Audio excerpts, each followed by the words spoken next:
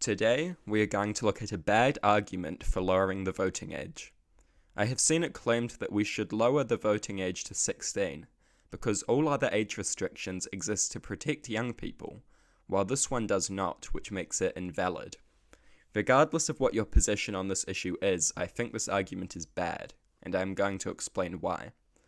The first major issue with this is that the logical conclusion of the argument is not to lower the voting age to 16. It is to do away with it entirely. If followed to a logical conclusion in its argument that this age restriction is invalid, then we would have to concede that 1, 2, and 3-year-olds should be able to vote. This is obviously problematic. It is obvious that there is some social utility in categorizing age and how it generally relates to maturity, rationality, and the ability to take part in important decisions. The second issue with this argument is that it is based on an irrational idea. This argument claims that age restrictions in all other cases exist to protect young people, and ones that do not serve that purpose should be abolished. This does not make any sense.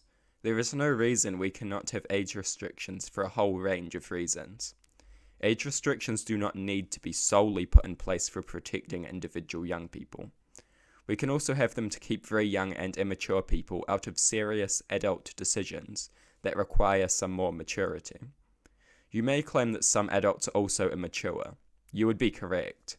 It is, however, true that categorizing maturity as it relates to age has plenty of social utility to it, even if many exceptions exist. Basically, there is no reason we should get rid of an age restriction just because it does not exist for the same reason as other age restrictions. It still serves some utility. This argument is incoherent and a bad case for lowering the voting age.